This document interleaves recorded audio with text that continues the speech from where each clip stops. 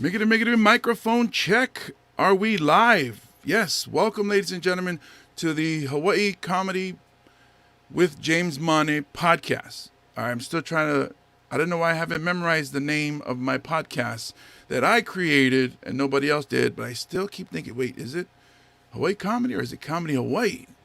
It's just too much pressure right now, especially when you go live. You never know what could happen. Maybe one of these light bulbs behind me could blow up or something. Which would be interesting. That might actually make for a good viral video and then send this podcast out there into superstardom or whatever's. But we have a special guest coming on today, which I'll introduce soon. But first, we got to pay the bills. You know, we got to mention the sponsors. I want to say thank you to Oahu Golf Apparel, who made this beautiful shirt. The reason I like it is because they make for my size. This is a 6X that I'm wearing. Not too many people make 6X shirts, and not only is it large enough for me, but it's comfortable. It's very stretchy, flexible, cool.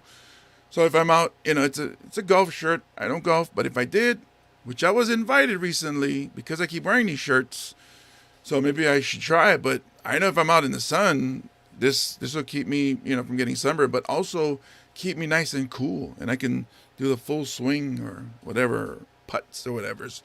But yeah, thank you to Oahu Golf Apparel. You can check them out at oahugolfapparel.com. They make hats, t-shirts, and golf accessories. They are locally produced here in Honolulu, Hawaii.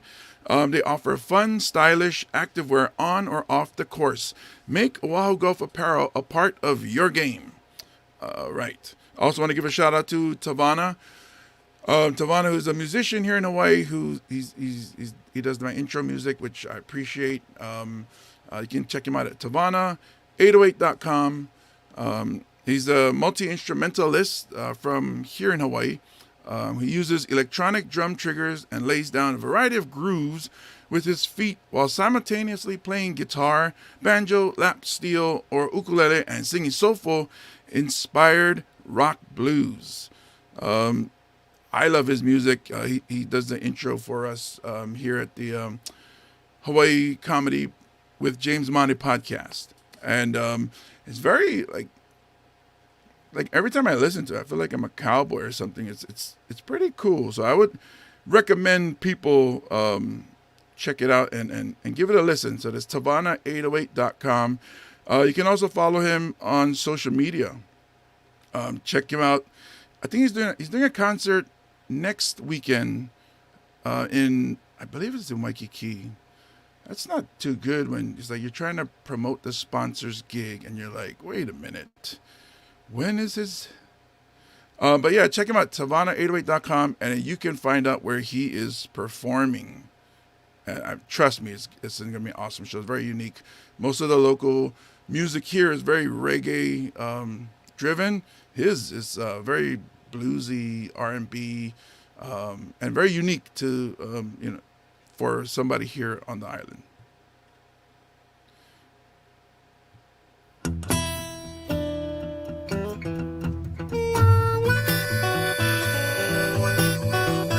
Live from the middle of the Pacific Ocean, it's Hawaii Comedy with your host, James Mane. Island days, clear blue water, and mountain ranges and dancing daughters. I can't get enough of these island days. Won't you take me back to Honolulu? Yeah, that surf is high and I am too. Sing songs all night long. I'm living these island days. Oh, they told me not to fall in love, but I just could not help myself. Oh, I missed my flight again. I was sleeping here with my new friend. Oh, yeah. Island days, clear blue water, man. Mountain ranges and beautiful daughters. Yeah. I can't get enough of these island days.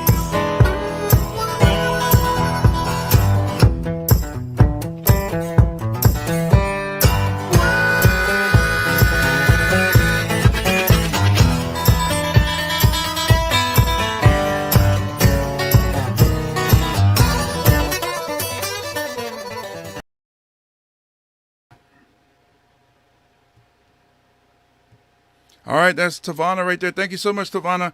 All right, so let me bring out our guest for today. Little backstory: I met him when I opened for him in Pipeline Cafe back when they were doing comedy every week, which was a good time. And I was fairly new to performing, and Ryan Stout was the headliner, and so when I watched it, I was like, oh my goodness. So when you start out, you're kind of doing like myself. I was starting out, so you're doing kind of like setup and punch, and it's kind of cheesy because you're new, so you're kind of like doing stuff, and it's like, all right, I guess this is funny, and you don't really know, you don't have all the experience, but I knew right when I saw him, I was maybe like 2 years in, right when I saw him, I was like, oh my goodness, and I told him this. I hope it doesn't embarrass him, but I told him, I was like, oh man, I feel like I just found my Yoda. It's like because what his style is, I think it's very unique, and in the look, and then the way he delivers everything, it makes.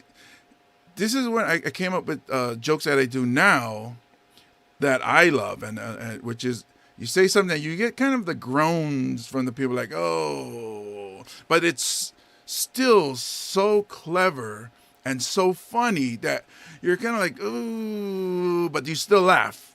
And it's that laugh, after watching Ryan Stout's performance, I was like, that's the laugh I want. I don't want this cheesy stuff that I get where I'm like, oh, yeah, welcome to Hawaii, Howley people and local people, and, am I right? That kind of stuff. But his stuff is very clever. So, ladies and gentlemen, please help me welcome Ryan Stout to the podcast. Oh, and we're What's back. up, Ryan? Hi, James. Thank you for having me, and thank you for the nice intro. I have a lot to say about that particular style of laugh, which is it's only gotten me into trouble.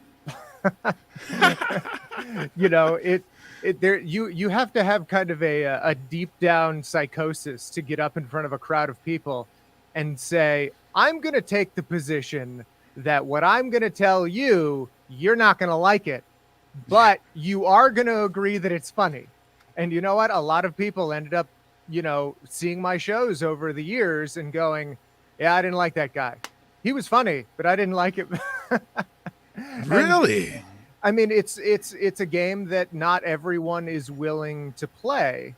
They don't want to feel uncomfortable. People avoid discomfort at every level, even if it ends with some, with a laugh, even if it ends with some sort of reveal that you go, oh, okay. So he was correct to give me that cringy setup because the punchline was worth it. Like, you have to have a deep down appreciation for comedy to like sit in a dark nightclub and go, all right, these are jokes. I know how jokes work. Let's see it. Versus a lot of comedy goers just want to have a good time, and they want to have a good time top to bottom, and they don't want to have their expectations yanked out from beneath them too often. And, it's one of those things where my intentions as an artist and my success as an entertainer kind of collide a bit. And some people can't accept that as performers, and some people can't accept it when they're audience members. So, it's a double-edged sword.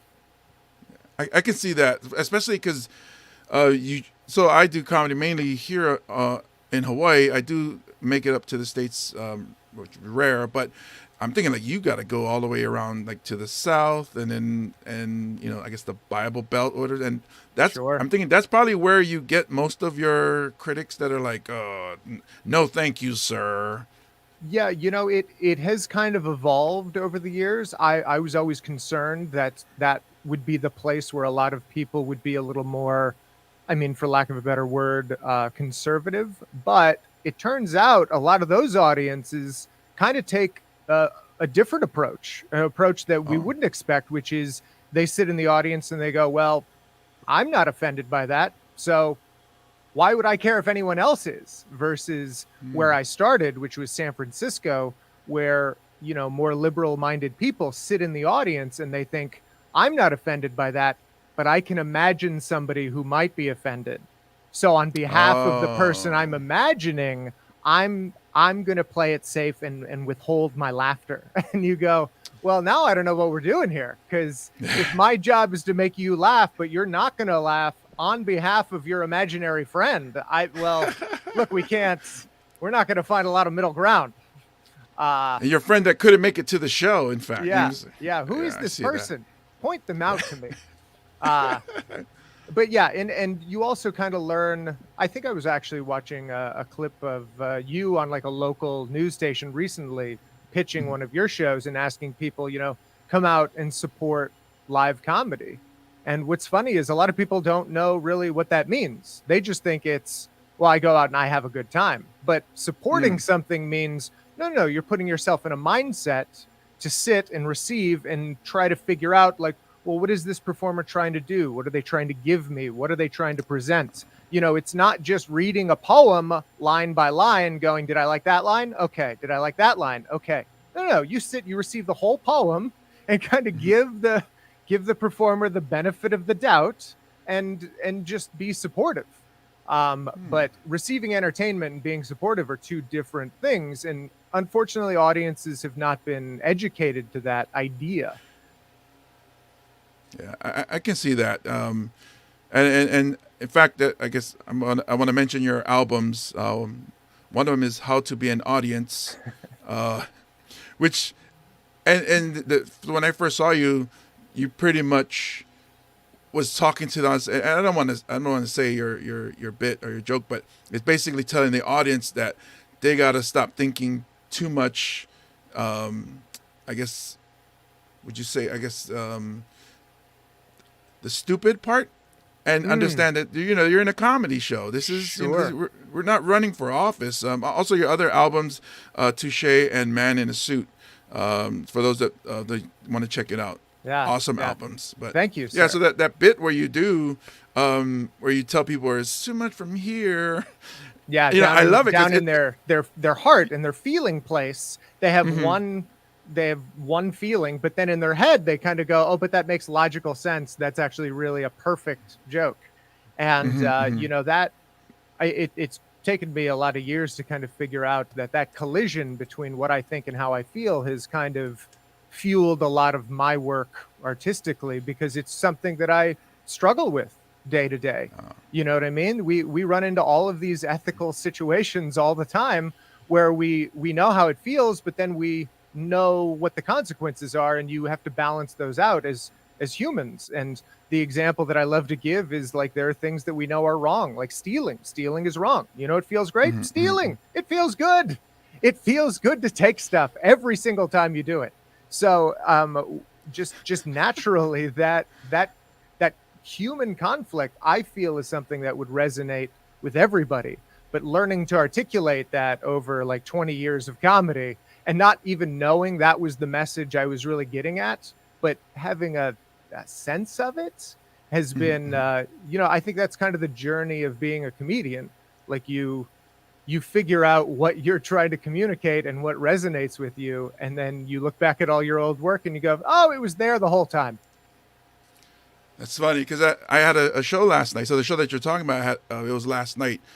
And it was weird, like you're saying. So I've been doing my set a certain way, but then you adjust it with the crowd as you go, and you see, oh, this crowd is a little uptight, or this crowd is tired, or this, whatever it is. But last night, which I usually don't do, which is more gestures, more acting out my bit. Yeah. I usually don't do that, because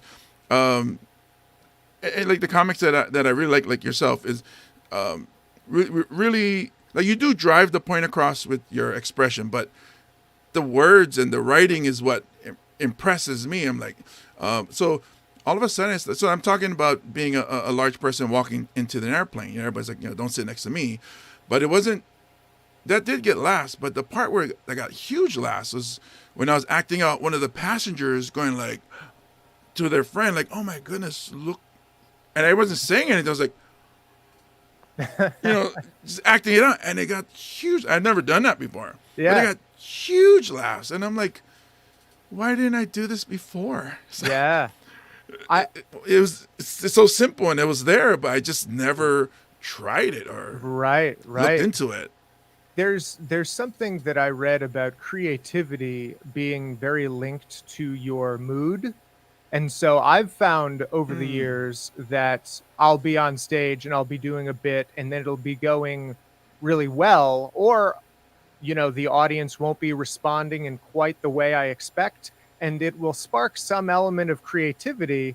And I'll just do something on stage, like you're saying, that you'd never done before. It's new, it's funny, it was there the whole time, but you just didn't recognize it.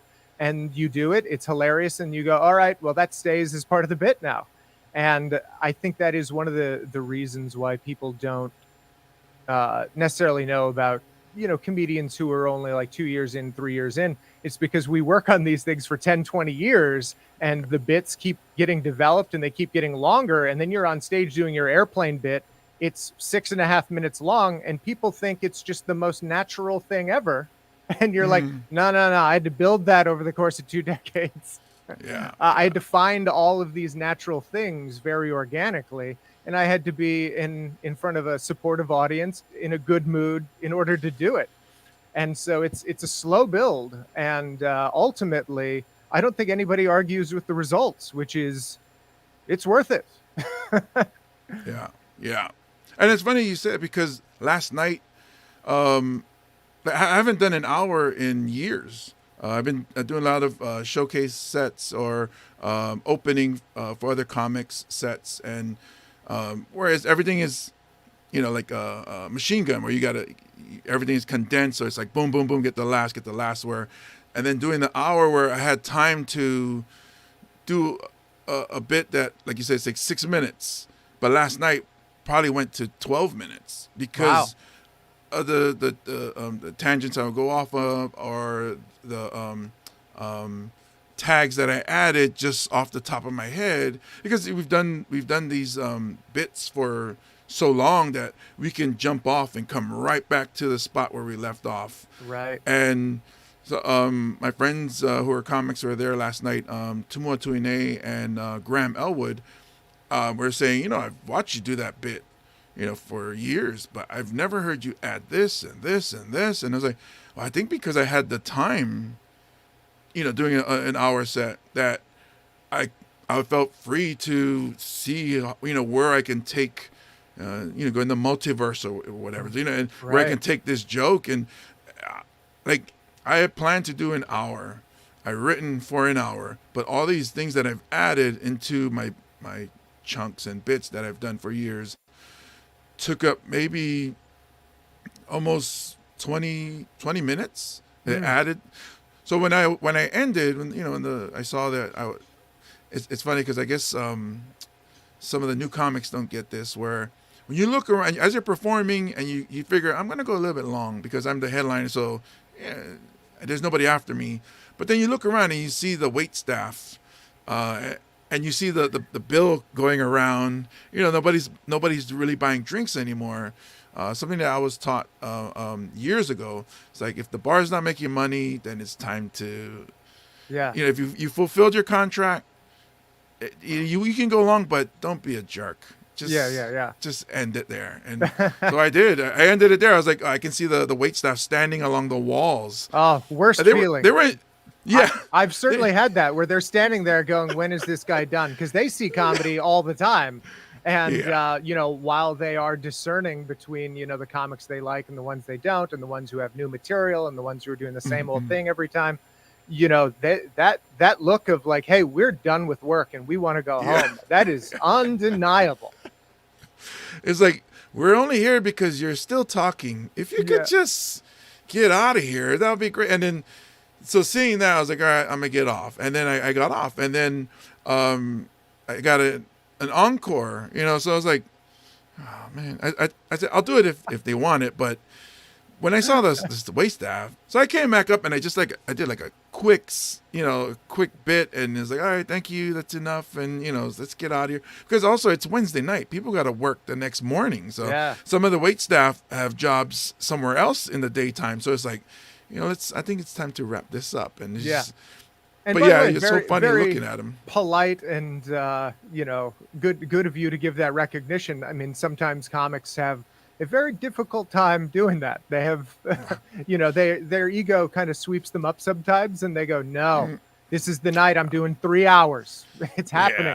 Yeah. Uh, I thought about it because I Yeah. had like a half hour more, and I was like, no. There's other shows. Let's go. Right. And I think there is a beauty to showing some restraint and to leaving the crowd wanting more. And, just the success of having, a 6-minute bit that you're able to let breathe and grow into a 12-minute bit. Like, if that happened for me on stage, I'd be like, all right, I'm done here. What did we do 45 minutes? Because I think I already found what I needed to find from this show. It's such a last night I felt fulfilling that. I was like, experience. Yeah. yeah. So last night I felt that. I was like, oh, this is cool. Is that I started adding things throughout my set that I've never done before, and it's funny because after Graham Elwood was telling me, he's like, oh, yeah, when you said this and you did this, and I was like, really, I can't remember. I got to go watch the video. I don't really remember because it was just spur of the moment off the top of my head. I got to go and check the video and see what it was. There's a few things I remember and a few things I thought of before that I've never did it, but I don't really remember. And I think something that audience members might not recognize about stand-up comics is that when we do a show like that and we have the videotape, just the relief of going, oh, good, I'm glad that stuff is captured. And even some of the excitement that I know I've had the next day being like, oh, I got to go watch that tape. I got to figure out what these additions are because I have a show tonight and I want to make sure that I include as many as I can because people don't realize like that stuff will disappear. It just will escape your mind and be gone forever if you don't like catalog it, capture it, remember it. And if it disappears, you're not getting that growth that you want. And it's tedious. It's the work part of stand-up comedy that people don't consider because we just make it look like we're not working. yeah. But we've actually been doing it for so long, or so many times. And you're based out of LA? I'm in Los Angeles now, but I started in San Francisco. Okay. I started in San Francisco with, a lot of people who I often reflect back that it was such an important group to start with because we were all so very different, because I was starting off and, Ali Wong's there and Moshe Kasher was there and, Hassan Minhaj was there. And, it is all very different. All right very, you just and named a lot of different styles. Guy Branum, who was host of Talk Show, The Game Show, he was going to Berkeley at the time, studying law, but he was also at these coffee shop open mics.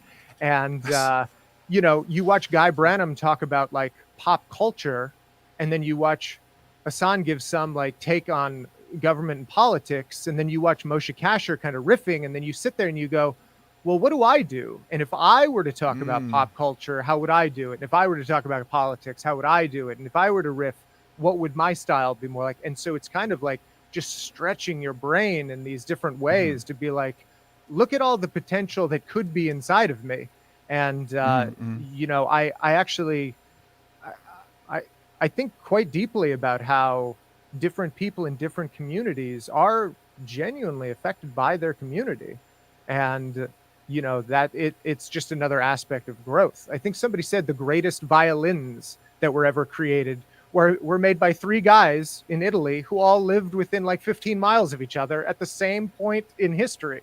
And you go, okay, so the people around you push you and inspire you. And to be part of a good group is something that's invaluable. It's kind of like Wu-Tang Clan. I mean, sorry to bring that, but where everybody pushes each other to improve, and that's cool. And one thing, I didn't know you got your start in San Francisco, but one thing I noticed about the Northern California comics, the words mean a lot. Whereas like the Southern California comics, the act out means a lot. Yeah. I think the words do have some meaning, but there's more act outs and more expression. Where the Northern California comics is, I wrote some some amazing things. Yeah. And here it is. Yeah, I really put these thoughts down on paper, and I think the priority too comes with the difference between, in Southern California, you want to kind of put your performance on display to let casting people and directors and movie producers, to let them know, like, oh, you can let me act in any film or television show that you create, and look at me, I'm such a good performer.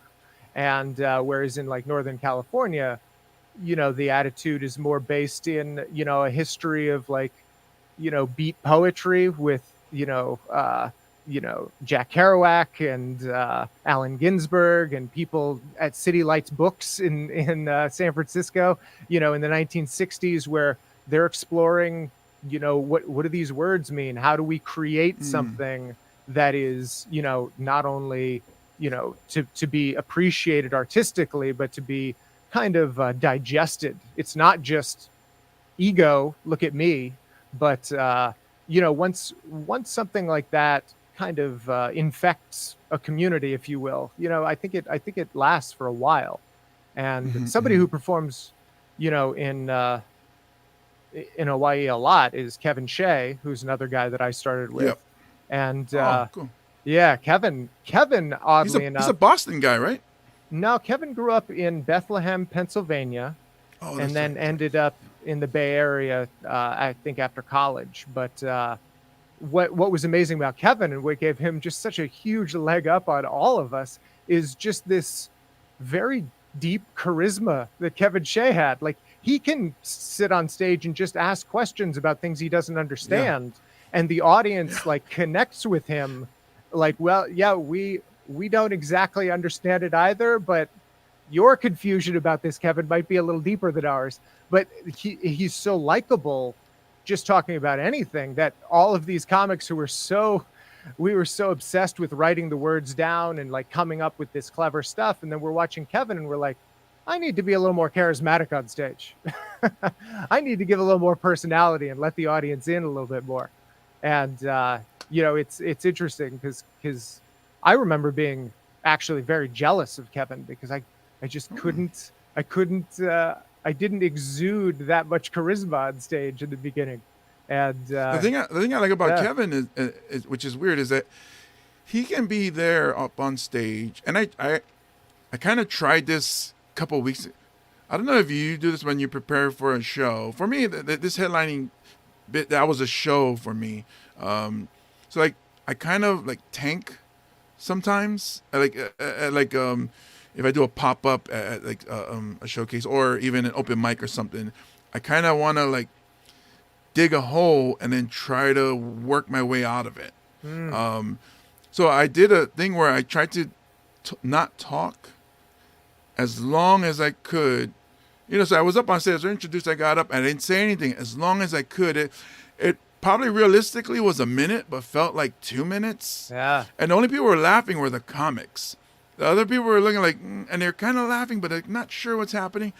So with Kevin, he can be up on stage and just be like, and then just look like he's like he's about to grumble about something and not talk for like 10 seconds. Like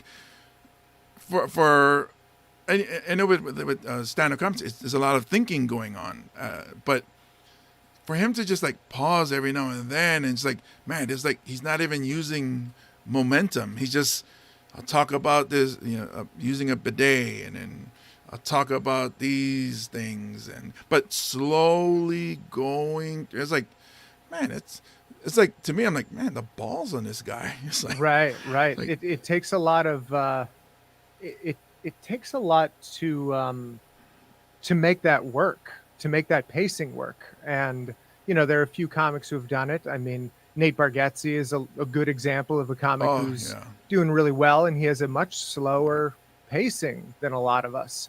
And yet the audience finds a way that they go, oh, but we trust you, and so we trust that you're gonna get to the point where we're gonna get the payoff. And I think it is funny that Kevin does create a bit of a curmudgeon type character on stage. That there are moments where the audience genuinely believes like, yeah, he's not talking right now because he's just so upset.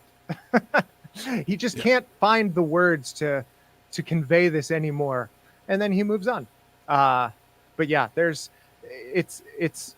a new interesting approach to stand up, in my opinion, that I wish more people would embrace, which is when you're watching a performer to kind of key in and focus on what they're doing on stage and the choices they're making, Mm-hmm. rather than sitting in the chair saying, well, how do I feel about that? How do I feel? What are my Yeah. thoughts? What am I feeling? Do I think that's funny? Like that kind of selfish taking from a performance. You know, you're of course free to do whatever you want, but you Right. might get a lot deeper into the show if you actually just give the comic a little consideration. Is to see the craft, and it's funny because I met Nate Bargatze and Kevin Shea at the Maui Comedy Festival many years ago, and I was introduced to Nate Bargatze, super sweet guy, really, and he talks exactly the way he performs. It's very chill and very slow paced. You know, maybe it's a Tennessee thing, but Mm, he he was following Kyle Kinane, and Kyle Kinane like just blew that place up. It was in the Hard Rock Cafe in Lahaina, and he was talking. He has a bit about Toby Keith, mhm. Toby Keith's restaurant. I love this bar and grill, which is he talks about how stupid that name is, how grammatically incorrect, and it just goes to show this country singer how stupid he is.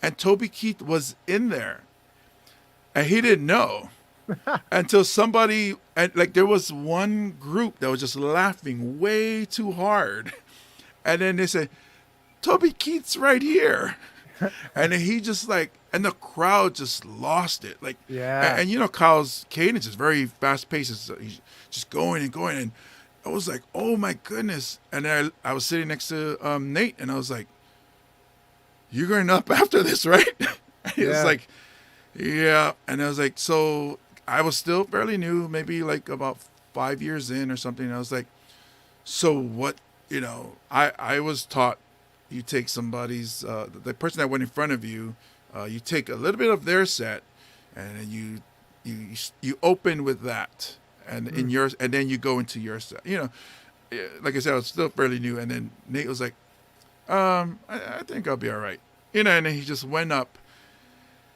and he just like that, almost didn't talk. He just slowed it so much, and I Yeah. was like, wow, and the crowd calmed down. Yeah. And so when I talked to him after, I was like, man, you got them. And he destroyed as well. And then so I was talking to him about it. He's like, yeah, I had to bring them to my level. So Mm. they're at his level still. So that whole beginning part was just getting them to come back down to where I'm at. Yeah. Because what I have to say, they're going to laugh at it. I just got to let them settle down and come to my level. And I was like, man, genius. Yeah, I had that ability to kind of read a room and understand how you personally reset the room and how to reset a room. Like, how do I Hmm. either ride this wave or, you know, tame it down so that I can lather it up again? Making those choices. Of course, people do it in different ways. One of the best stories I ever heard about that was uh, y- there was a comic in Boston who was a real beloved Boston comic. And I think I heard later that it was like Mike Sweeney or somebody. And he's on stage and he is just destroying. And from the story I heard, it's that kind of killing where people are like grabbing their chest and they're like gasping for air, like, stop, I can't breathe, stop. And he says goodnight, and the place explodes. And the MC gets on and goes, that was Mike Sweeney, everybody. And they scream. And he's like, now please welcome your next comic, Dane Cook. And Dane has to get on stage and follow that. And Dane, Wow. I asked Dane about that at some point, and because I just wanted to verify the story that I had heard. And Dane went, yeah, I remember that. And what he did was, what his choice was, he told the crowd, he said, I can't even start till everybody's silent. Hmm. And somebody laughed at that, and as soon as they laughed, he like shot them a look, and then that made somebody over there laugh, and then he shoots them a look, and then you've got the crowd laughing and then trying not to laugh. So like he set up a kind of a choice for the crowd to make so that he could take over the room. Very strategic. Like, and I could see him making those faces that you're saying. Yeah. But one of my favorite experiences of watching somebody take a room over. I was very young. I was probably about 2 years in, and I was opening. There was this middle act who was a very physical act. He was doing a lot of like jumping around on stage. He told one joke standing on his head, and then the headliner that night was Will Durst, who is just a political comic. He's been doing it for decades, and he's a guy that he's worked for all sorts of things like PBS and written for political publications. Like, it's not stand on your head, tell jokes comedy. And it was Late Show Friday. The crowd was very drunk, and the comic who's real physical is just killing. And Will Durst got up and he started doing his political material, and the crowd was not interested. And he pushed ahead, and they were quiet, but he's the headliner. And he's like 5-10 minutes in, and he's only getting little laughs. And he sits down and he keeps at it. And you know what? End of the night, standing ovation. And nice. I remember being in my early 20s and just being awestruck and asking Will Durst after that, being like, how did you do that? And I remember what he said to me. He said, when you grab the wheel of the ship, you can't just spin it because the ship is going to capsize. You have to slowly turn the ship around and start taking them in your direction. And I was like, wow, I have no idea how to do stand-up comedy. How do I lead a crowd? How do I steer a ship? Oh my God, these questions were never posed to me, and I didn't even know to ask them of myself.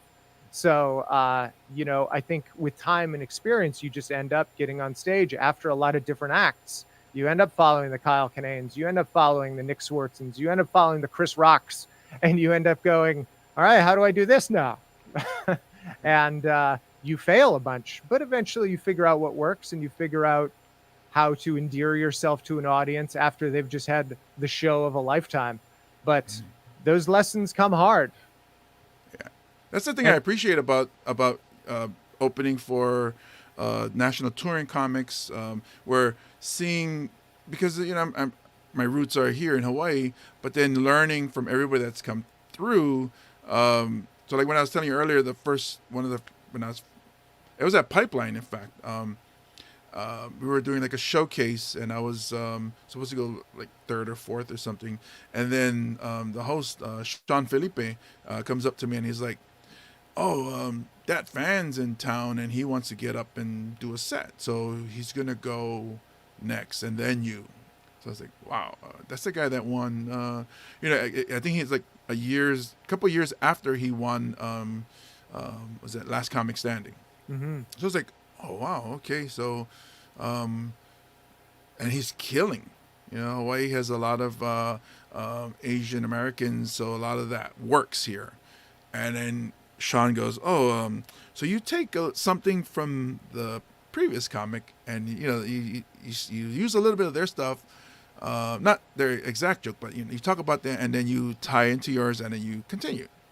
So I'm sitting back, just like I'm listening to him, and then I'm like, what can I do? So I get up on stage, and I'm like, yeah, I was gonna tell you guys about my Vietnamese mother, but I guess that fan took all those jokes. Not knowing that could be insulting to him, because again, sure. I'm new. So then, when I was asking, I said, where is he still here? And after the show, and I said, oh no, he left after your set. And I was like, I hope I didn't piss him off, but I was like, I was just doing what I was taught. Sure. And I always hope that every comic has been in that position where they have to follow somebody and they're just trying to like get their feet on stage. So Dat knows what that's like. So I would assume that Dat would empathize with the position that you're in. Yeah, I did that recently. There was a comic on stage. He's born and raised someplace in Europe, and he has jokes about how basically his his English accent comes through. And I got on stage next talking like me, and I was like, I don't know what his problem is. I was born in the same country, and you know what? I sound like this. I think he just needs more practice. And the audience knew I was full of shit, so they laughed. And I don't know how he felt about it though. And I didn't see him afterward, and I'm wondering like, oh, I wonder if I upset that guy. I would hope I didn't. I hope he would realize that I was just gently ribbing him. But you know, the people you want to have a sense of humor the most are the other comics. And it's funny because myself included, like, I can be sarcastic with the best of them, but when somebody's doing it back to me, I'm like, "Are you serious, or are you just joking?" I'm not. I can't tell. Yeah. Are you serious? I don't know. Please let me know. And it's so weird. I can't tell when somebody's joking. Right. If they're not if regular people, comics Sure. you can tell, but regular people, I'm like, what? What do Like, you- yeah, one thing I learned from Stanhope when he came down here and performed, he, like, it was actually, no, it wasn't at his show. He showed up, and he attacked the crowd, and the crowd loved that he attacked them. And I went up to performed at Jay Davis's parlor in Melrose, and it was still transitioning from sports bar to comedy, and he had some cold openers go up, and they were dying. They next after the next, and I was like, my goodness, nobody's paying attention. So Yeah. you don't hear any laughs, and you know how new comics, when they hit their punch, they're kind of like, yeah, you know, so, Right. hey, and it's like, wow, this is horrible. So I went up and I looked around. I was like, oh, nobody's even looking at me. They're still looking at the TVs, and I just went after them. I was like, you guys are the worst pieces of shit I've ever seen in an audience. You're you fucking audience. You guys aren't even paying attention to the comedy show. You guys are looking at the Lakers. The Lakers are a piece of shit. And I just went after all, and they're turning around like, what the hell is this guy talking to us like that? Yeah.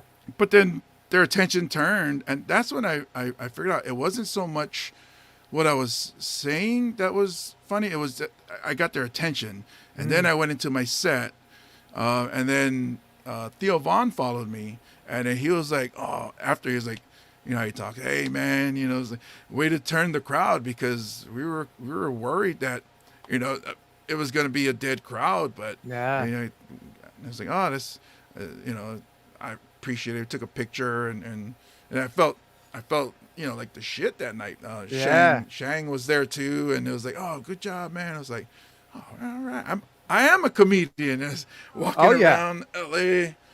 Uh-huh. And by the way, that hero moment of like being the one who breaks the crowd open, like there's the feeling of like getting on stage and doing well, but getting on stage and doing well after your peers have like fought the good fight and didn't win is a whole different feeling of killing. And you know, it's not a competition. It's more of your peers look at you and they go, oh, you strategized differently than we did. That was very good. And you know, you even get the admiration of your peers, even though you did better than they did. And yeah, I love that. I like to attack a crowd when they aren't, you know, invested, because I feel like they need like whipped into shape a little bit. Like, hey, come on, let's sit up, class. Get in your chairs, sit up, pay attention. We've got a show happening, and it's not going to work unless you're paying attention. So let's do it. Come on. Do your part. Yeah, which I love when I watch your clips on YouTube, and you see you like the only time you really raise your voice is when you're getting after the crowd.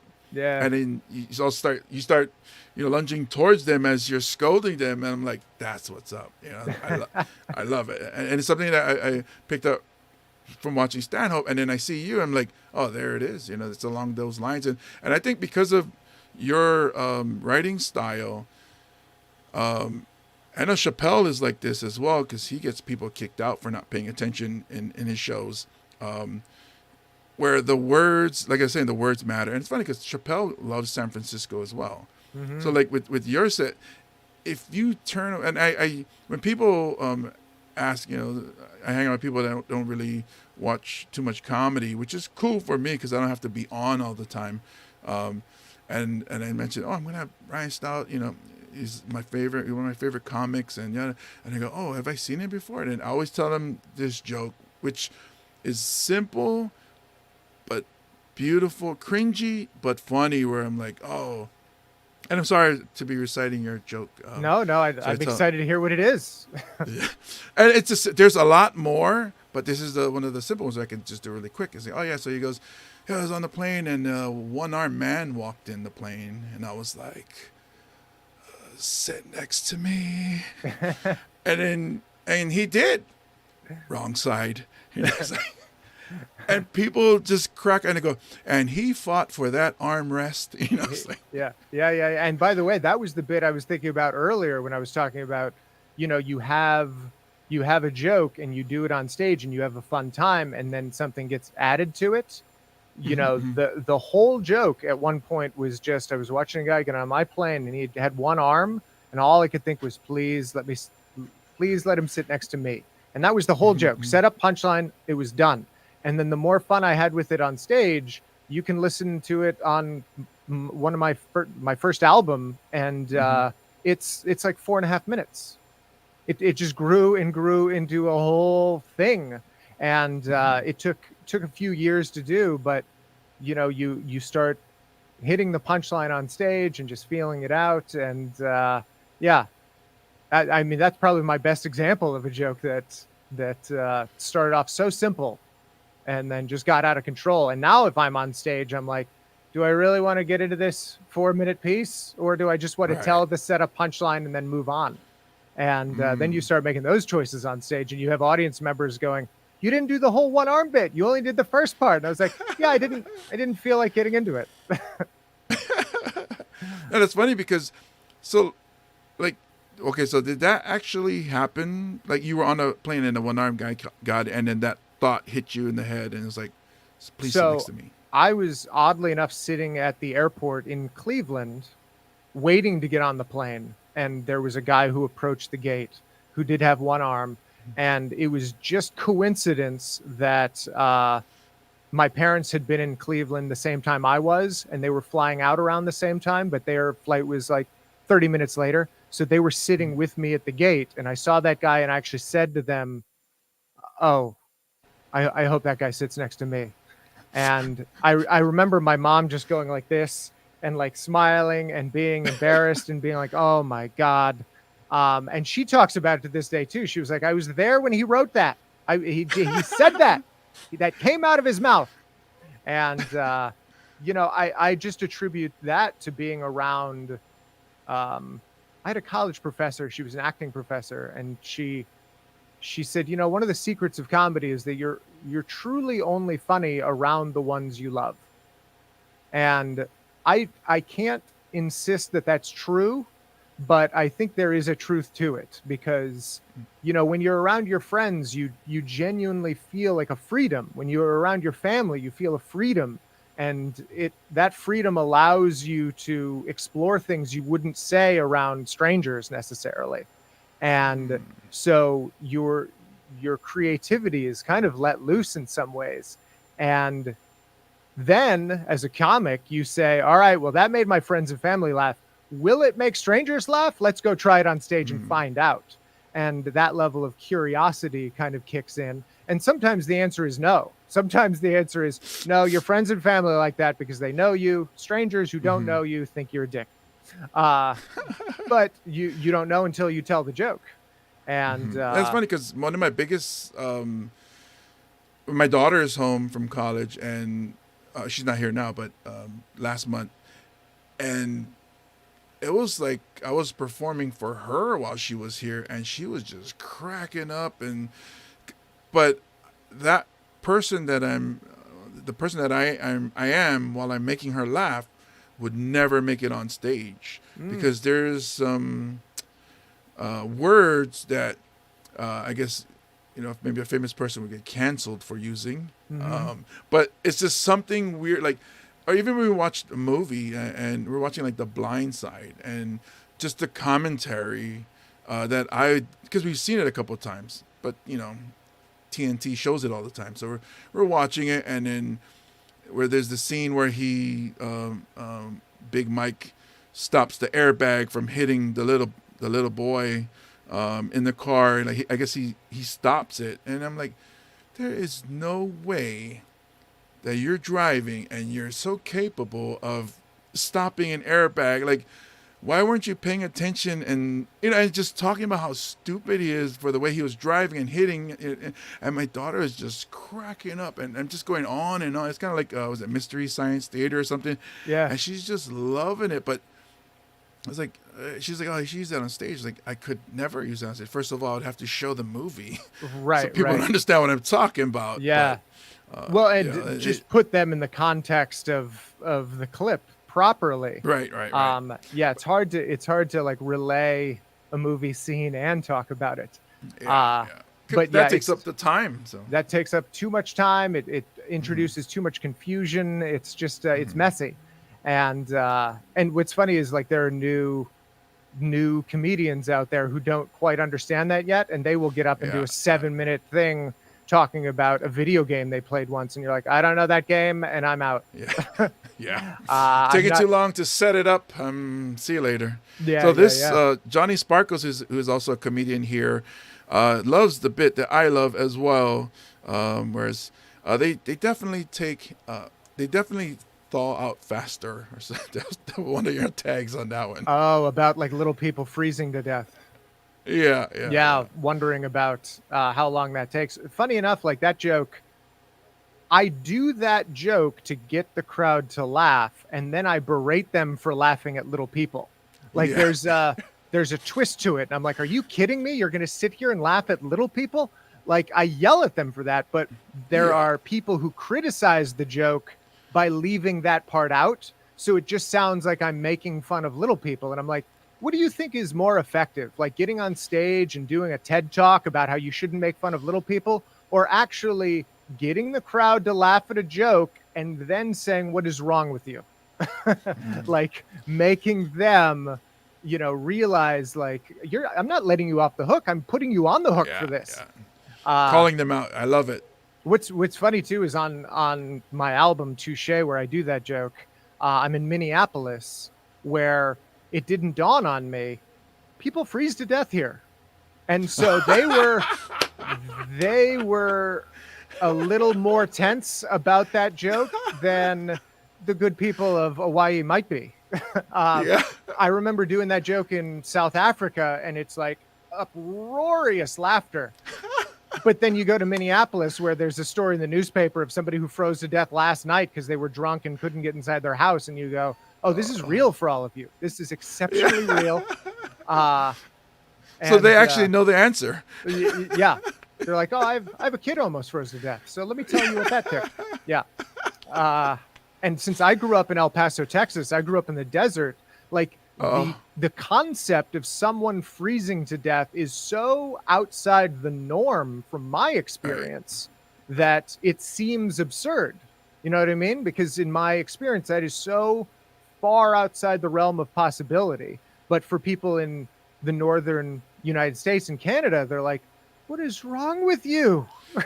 that is a common problem up here. I know. And so they got like COVID case numbers. They're like, 3 people died from freezing last week. Yeah.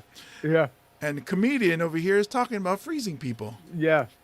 And it's so funny because people want to talk about stand-up comedy now in terms of like you share your experience and your perspective, and you go, well, yeah, but we all have different perspectives based on where we grew up that are going to be offensive to other people, despite the fact that, the argument could be made psychologically that from like a Freudian perspective, I'm just subconsciously exploring my own fear of death.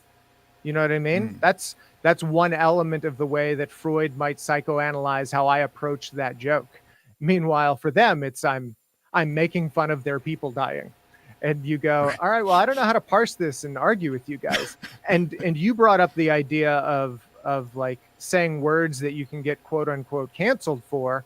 And my issue with that is like, that is overwhelmingly an element of the audience refusing to give the comedian the benefit of the doubt. They're just refusing to say, oh, you said this thing because from your perspective, you've lived a life where that potentially is an absurd thought for you that you are expressing and sharing in an adult nightclub in front of other adults who are drinking booze. You're not doing it out in public or at your kid's elementary school. You're doing it here for other adults. Like, there are so many elements of like context involved where it's like, yeah, we're not hurting anybody here. And we're not trying to hurt anybody. Yeah. We're just sharing some words together that we thought would be funny. Yeah. And yet the criticism always kind of comes down to this idea of trying to prove why the comic should be denied any benefit of the doubt. And I go, well, I mean, if you're going to deny that I was even trying to tell a joke, well, that's a non-starter, because we all know the difference between listening to somebody who's telling a joke and listening to somebody who is honestly giving a speech. So, you know, if you want to erase that difference, we can't even have a reasonable conversation at that point. So last night I had to deal with hecklers, but luckily they weren't loud. Well, there was one person who was loud, but it would just yell like, it was probably a drunk person, because they just yelled a word. I couldn't even, it was in Hawaiian. I couldn't even make out what it was. I think he was yelling maybe his school name or something, and like he's repping a school or something. But it just happened maybe like 3 times throughout the whole hour. I looked at it, I was like, if I talk to him, because I know that I've dealt with hecklers before, there's different ways, but I was like, man, I'm having such a good time, I'm not even gonna, address it. Right. I know with your style, like you say, I'm sure you deal with some people that will actually throw their comment at you, like, oh, that's not right, or something like that. How do you, what is your process, and how do you deal, or do you have any stories about dealing with people like this out on the road? You know what? It's funny. Something that I learned in around like 2006, I had moved to Los Angeles, and I was living with Anthony Jeselnik, was my roommate. And I remember talking to him one night about... That sounds like a very dark apartment. Both of you just... Sure. And I remember him saying something about hecklers that I thought was kind of genius, which was, he said, it's funny because the audience is so uncomfortable when somebody heckles, because they know that person's not supposed to be heckling, that if you just respond at all, like the audience is going to, like, that's going to relieve some tension and garner some giggles. And so if somebody heckles and you just look over and you go, what? Like, that's enough for some audiences to just be like, oh, things are fine, he's going to deal with it, or he's going to ignore it. And I know that when I have tried to address people, like if they heckle, I almost always try to approach from a place of curiosity, a place of, okay, you're trying to communicate something to me, and you think it's very important, and you have to do it right now. So let's get to the bottom of what you're trying to communicate. And I don't do it in a condescending way, and I don't do it in an arrogant, you need to shut the fuck up kind of way. It's a very open, like, all right, well, I guess this is happening. And then if it leads nowhere, I always go, well, that was their fault. We're in this awkward state now where the audience is sitting there, nobody's laughing, and it's because look at what you did. You ground the show to a complete halt, and it looks like it's not my fault. It looks like their fault. But I think the other thing to keep in mind with heckling has always been, in the beginning, you worry that you're going to get heckled, and then you grow to learn that no, you are going to get heckled. You just don't know how. You don't know if somebody's going to be heckling you by being positive, by being like, we love you. Thank you. I'm glad you love me. You're interrupting my timing. That's very nice, but you're screwing it up right now.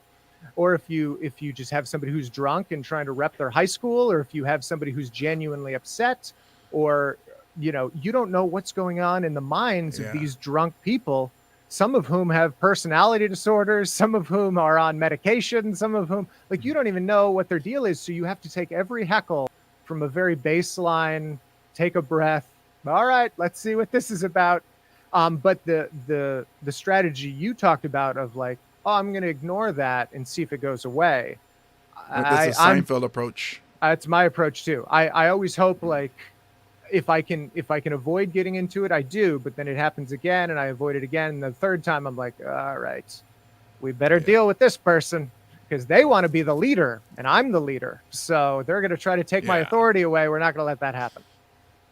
Yeah. Cause I've actually dealt with some where, so when I started out, I was driving city bus, and this thing that I would do when passengers came on board, in my own head, I would be treating them as hecklers, and I would come up with things to talk about them in my own head. I never said it to them as they got on. So early on, when somebody heckled, I went after them, and it was like a challenge. Okay, it's on. Right. Now it's like to a point, and because I've been the past couple of years, I've been opening or doing a showcase early. The promoters knew that I didn't like staying out late, and so they would put me on early, and then I could leave right after. So I never had to deal with hecklers because, not thinking about it until last night, I was like, "Whoa, I haven't been heckled in a long time. This is weird." But realizing, oh, we're past the hour. The comics that went on before, so that was like 30 minutes, and now I'm halfway through my set. They're an hour in from drinking. Yeah. It could have been even more because they could have showed up when the doors open. So, yeah, these people are drunk. So I was like, and the venue that we're at didn't have security, so it's not like they could, escort people out. I was the biggest person in there, so people would expect me to escort the person out. So yeah, and. So I was saying, when I opened for Chappelle on Maui, it was the 10-year anniversary for the bit, the Rick James bit.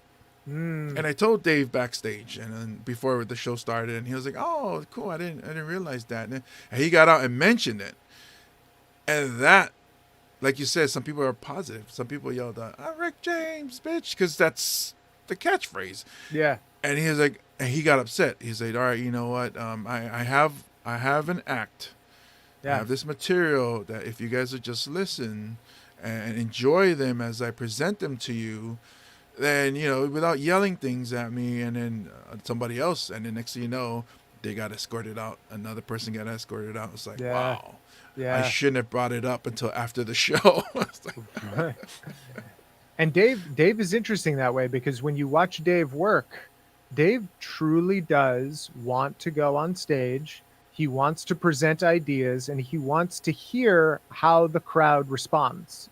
And that's like a level of enjoyment that he takes from it. It's a level of his own curiosity being satiated. And, it's how he likes to work. And when that process got interrupted by his Chappelle Show fame, I can understand why he would become irritated by his fans ruining his time on stage by continually interrupting him. Because I remember those days when people were screaming, "I'm Rick James, bitch," so many times over the course of an hour that Dave was like, what am I even supposed to do? I mean, Steve Martin even talks about it in his book. Like when he was doing arenas, he was like, they're yelling out the punchlines before I can say them. And like, it's ruining the show for me. It's ruining the timing. It's ruining all of the interesting things I could be doing on stage. And the audience doesn't see a problem because they're like, what? I was just having a good time. I thought that's why we were here.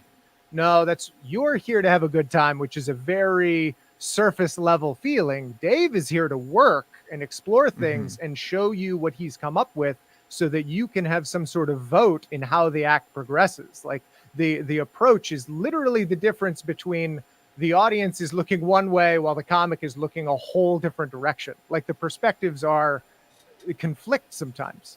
And the other thing I wanted to bring up was something you said, which is getting heckled very early on, which is, in the early days, I felt that every heckle was an attack. And it didn't matter if they were being positive or if I didn't understand what they were saying. I just felt them trying to like usurp my power. And it really took some time to like settle in, get my feet planted on stage after a few years, take a breath and go, oh, okay, all of these heckles are different. We have to proceed differently. Let's see what this is like. And certainly some people have gotten kicked out because they just wouldn't stop, even after, you know, dealing with them like for 15, 20 minutes. They didn't want to stop. And the audience is like applauding the fact that they're being kicked out. And, you know, it's, you just have to handle it all case by case. But that feeling of being attacked, I always warn new comics against that. Like, hey, don't go to that feeling right away. It's easy to go to that feeling, but it's a mistake. Yeah, I think that's so the experience last night. I was kind of like, oh, let's just let that go and see if we can finish the show. And yeah, so it wasn't like he was doing it like for a minute, you know, 3 times straight for a minute. Then that would, okay, we got to address this. So it was kind of like, just an idiot. Everybody knows that's an idiot yelling. So you know, just keep going, which was good because I think the crowd, like you said, that tension where they want to see how I responded. Like I could have made it into a whole bit, but I kind of wanted to. So the reason for the headlining set last night was to see if I could still do it. You know, because it's been years since I've headlined, to do a whole hour, which, you know, like you say, we're experimenting, we're looking at the reactions, we're seeing how this bit works and learning from our performance, which I learned a lot, and I can't wait to get back to the notebook and start writing things out and saying, oh, this, I should have been doing this a long time, I should have been doing that a long time ago. But what I wanted to find out from you, because we're just over an hour, like as far as we talked about your stand-up, and I'm a huge fan of your stand-up, and do you like you just sit there and write, or is it like how you say where you came up with the one-arm bit where things just hit you and inspires something and then you go and write it out? That's how I usually work, is something happens in my life and I go, and I just go and write it out. You know, for a long time, I have subscribed to that idea of, you know, naturally things are just going to hit you during the day. And I've always kind of said, I need to write that down and keep it. But I do some of the other as well, which is, you know, I try to keep an eye out for anything that hits me deeply, that I'm either annoyed by or just put off by or can't believe. Just any little fact or situation that I'm like, I just don't know how to feel about that. And I will take that and I will sit down and I will just explore that situation again and again and again. Like something I'm dealing with right now is that my mom is kind of dealing with some memory loss. And sorry about that. Yeah, no, it's a lot of people go through it, and she's in the early stages of it, but she's dealing with some memory loss, and she also has a lot of guns stored around her house. And so my genuine fear is going to visit. She forgets that she has a visitor there and doesn't recognize me as her son. And I end up getting shot by my mom while trying to visit my mom. And so like that is a deep down like concern that I have. And so I will sit down with a piece of paper and I will look at that and I will try to approach that from different angles and try to figure out like, but is there anything here that I can kind of shape and craft to find the funny in this? And because that's such a personal situation, I know that there aren't a lot of other comedians sitting down with those exact details trying to sort them out. So I know that whatever I come up with in the end is going to be pretty personal and pretty unique. And so I do think there is a lot of value in, you know, taking the true things in your life that you are struggling with in any regard and just sitting down with it and just trying to parse through it. And if you don't find the funny, you do find some perspective sometimes, just so that you can kind of emotionally work out what's going on. And, you know, the value of that is a whole different situation, but certainly a benefit. I totally get it. Both my parents were dealing with dementia, and Mm, just certain days are bad days, some days are good days. There's pockets where they don't remember certain things. There's even times where my mom didn't even know my name or mm, anybody who was sitting next to her, my sister or my dad, which is why I'm not uh, employed at the time, because I'm taking care of my dad passed, but now it's just my mom. mm. Um, so I understand what you're saying, where it's like you get worried. I get worried. It's like if she gets up in the middle of the night and just she likes to take the garbage out, and Mm. what if she doesn't make it back, or so we're always worried, that fear is always there. I opened up to some friends, some like Graham Elwood, about my history with my parents, and he was like, "Why haven't you turned that into a bit?" And it was Ah, about how my parents were, back in the days when I was growing up, would get into a lot of fights, but not with each other, with the rest of the neighborhood. So, so it was like, and last night was my first time talking about this, but it was weird. And like you say, I get it, because I'm trying to open that up, but yeah. it's so personal, Right. and it's funny to you because you didn't live it. Right. Right. Right. So for me, and it's like, yeah, I mean, I'll try it because I know, there's material there. It's just hard because when I sit there and look at it and I start to analyze things, and which we do with a lot of things, and then next thing you know, you start getting emotional, and it's like, oh man, maybe I'll another time. And you put it away, and then you keep Mm-hmm. putting it away. But it's funny because the way we think as comedians, where we analyze, like, very critical, and we get to like the little details. When my brother passed, about 3 years ago or 4 years ago, and I went, I was working at the time, so I went to seek counseling, dealing with the depression.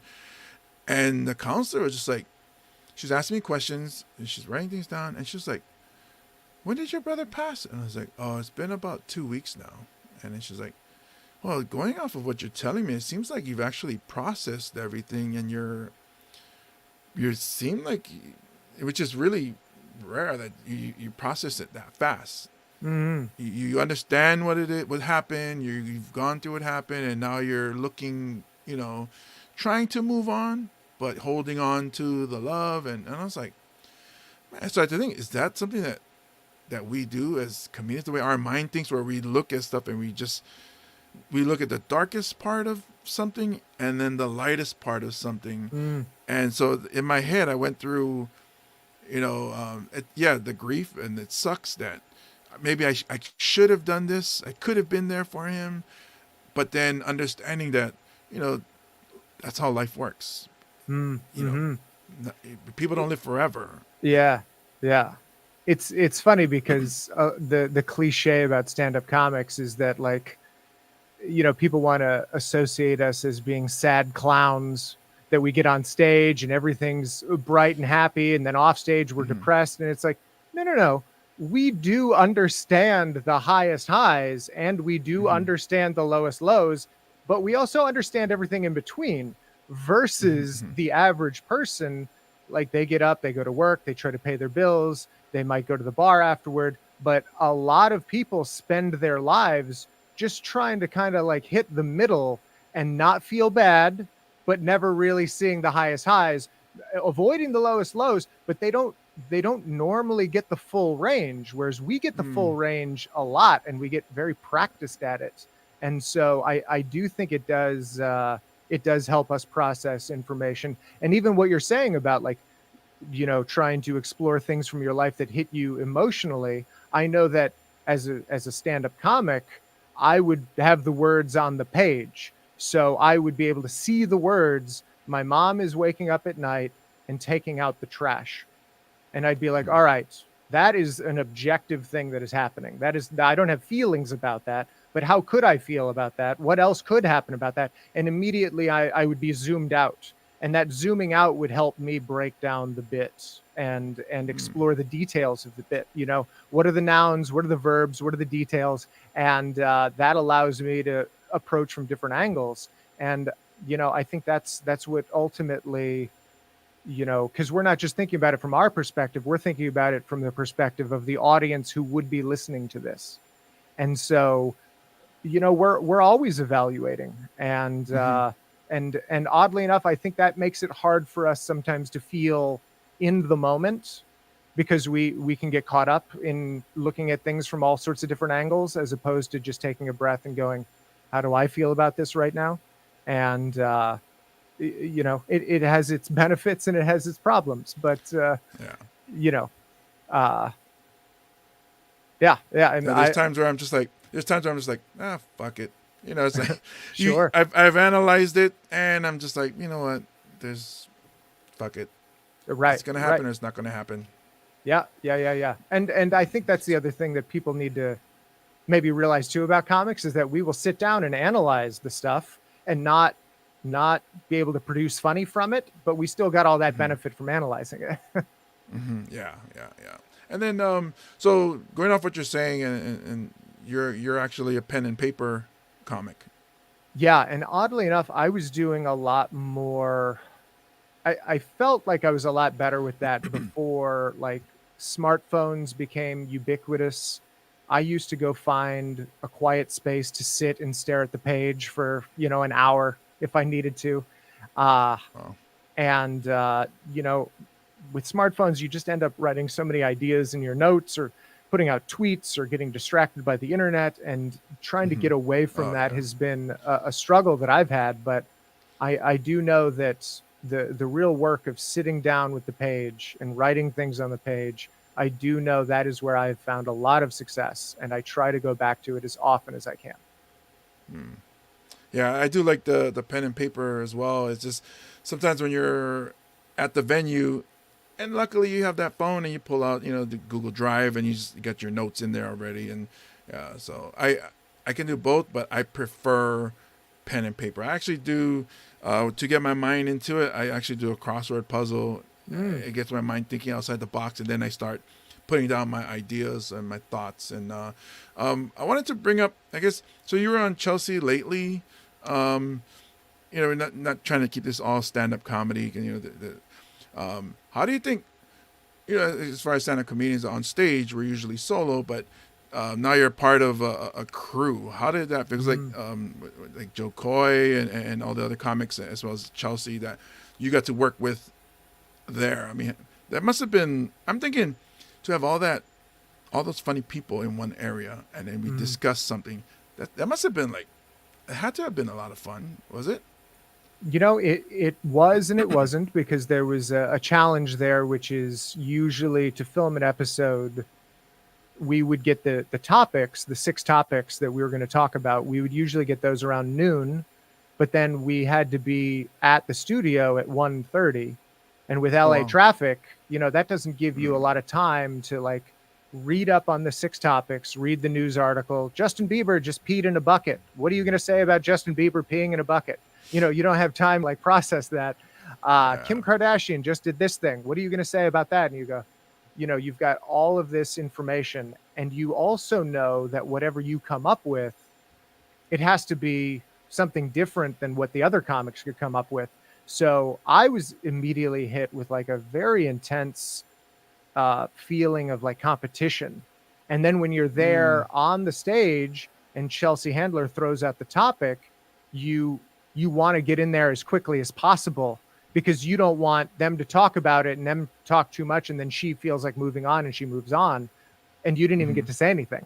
So I mean, there was an element of there of like, you want to write these jokes as fast as possible, you want to have something to say, but you're also telling jokes that have never been told in front of an audience, and you're like, well, that's nerve-wracking. So it was I built it up in my head a little bit more than I think some other people did. I know people like Joe Coy were very comfortable just going out there, just being in the moment. I know, people like Josh Wolf were the same way. I know Jen Kirkman was, very good at just being in the moment. But I had to prepare. And because I wasn't a writer on the show, I would get the topics a little later. And I was so thrilled every time I was invited back, and I was so anxious the day of. And I remember leaving the studio every time just exhausted, like, wow, I just spent everything I had. It felt like I just did comedy SATs. I just took the SATs for stand-up comedy. I had to write 18 jokes. I had 30 minutes to do it. I went out and told them they had never been rehearsed. And I thought it was difficult. At least I got my name right. I said that right. But there were moments on stage where I would like riff or say something that would get a nice big laugh. And, you know, that's always gratifying. And, you know, it's one of those things where, you know, I was glad to have the experience, and it informed so much of how I look at a lot of the things that I have done since, which is, you know, somebody's like, hey, here are 3 topics. Can you come tomorrow and tell 3 jokes? And I'm like, tomorrow? Yeah. If you're going to give me 24 hours, yes, I can come and tell some jokes about these 3 topics for your television show. That's great. So yeah, I mean, it did put me through the grinder, and I think it did make me stronger and more confident in the process. Yeah, I've had a situation recently where someone said we were at an event, and somebody was like, "Hey, why don't you go up and do your little comedy thing?" Your little comedy. First, I was insulted because of that. Yeah, of course. Second, I was like, nobody's here for that. It's like, nobody gives a shit about. And then they're gonna see me go up, and then like, oh, here he comes, and then see me eat shit, and then be like, oh, I knew it. You know, Right. I knew he sucked. I knew it. I never went to any of his shows, and that's probably why. And I talked to another comedian, Andy Bomatai, who was in the booming '80s. He started in the '70s, and he was telling me, he's like, oh, I hate that shit. This is what I do. I tell them, oh, sure, I'll go up. Why don't you go and get a spotlight? I also need a microphone and maybe a stage. And then when you get all those things, oh, and could you throw in a vinyl curtain, a red vinyl curtain in the back? Yeah. You get all those things together, I'll go up for sure, no problem. And I was like, man, And by the way, get all these people seated in rows facing the stage, and get them in a mindset where they know the show's going to happen. And if you could do 10 minutes and warm them up, that would be nice too. Yeah, perfect. Yeah. Oh man, I appreciate. I know we're coming up on the time where that you allotted for this to be in this podcast. I really appreciate you being here because honestly, you're somebody I look up to, and I'm always listening to you. So I'm like, I listened to a couple of times. And I'm like, oh, I missed that. I miss it. Your play with words is amazing. Your point of view is so unique, and it's like comics have that moment where they're like, oh, why didn't I think of that? And I have that a lot when I listen to your That is the albums. highest compliment. Yeah. I'm like, damn it, him. But he's good. I love him. But I really appreciate you being here. Thank you for sharing your time. Is there anything you want to let the people know before I let you go? You know, James, I just appreciate your time. I'm so thrilled that you reached out to me. I'm always excited to have conversations like this. And I'm glad that we got to share the stage a decade ago and then reconnect. You know, I think that's something special that comics get to have that a lot of other people don't, which is, you know, hey, we met one time years ago. You want to chat? Yes, I do. And, you know, it's if the listeners want to check out my albums on Apple Music or whatever platform they want, I mean, that would be a big help for me. Just getting those clicks does a big help for me.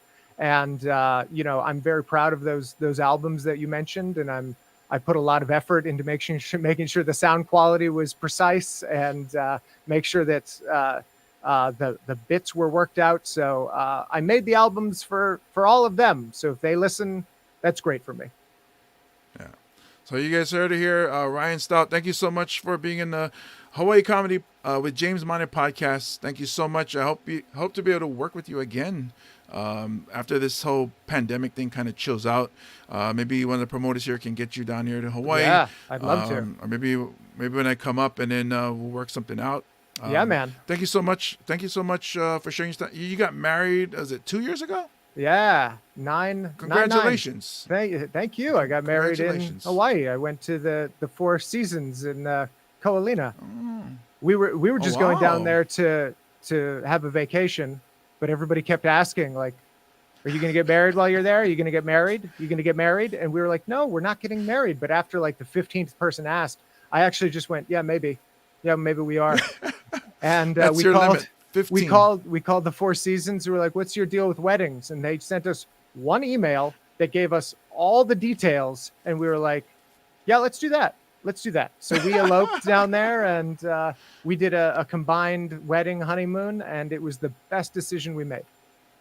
Oh, that's awesome. That's awesome. Yeah. Wish you both the best. Yeah, Thank you for being on absolutely. the podcast, man. Thank you I'll so talk much. to you soon, and I'll James. let you go. All right. care. Take care. Bye.